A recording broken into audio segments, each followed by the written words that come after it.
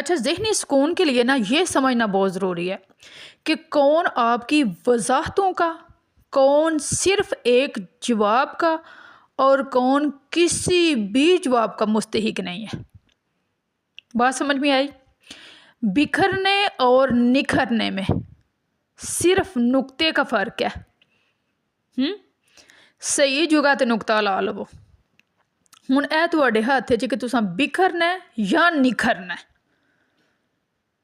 लोगों ਨੂੰ ਇੰਨੀ इजाज़त ना ਦਿਓ कि ਉਹ ਤੁਹਾਨੂੰ ਤੁਹਾਡੀ ਜ਼ਿੰਦਗੀ ਨੂੰ ਨਾ ਬਖੇਰ ਬਖੂਰ ਕੇ ਅਧੇੜ ਉਧੂੜ ਕੇ ਰੱਖ ਦੇਣ।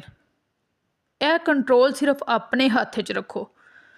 ਕਿਹਨੂੰ ਮੇਚੇ 'ਚ ਰੱਖਣਾ ਹੈ, ਕਿੰਜ ਰੱਖਣਾ ਹੈ, ਇਹ ਤੁਹਾਨੂੰ ਵੱਲ ਆਉਣਾ ਚਾਹੀਦਾ। ਕਿਸੇ ਦੀ ਜ਼ਰੂਰਤ ਨਾ ਹੋਏ ਕਿ ਤੁਹਾਡੀ ਜ਼ਿੰਦਗੀ ਦੇ ਵਿੱਚ ਹਲਚਲ ਮਚਾ ਕੇ ਤੇ ਆਪਣੇ ਘਰ ਸਕੂਨ ਨਾਲ ਬਵੇ। ਹੱਦ ਹੀ ਹੋ ਗਈ ਹੈ ਵੈਸੇ।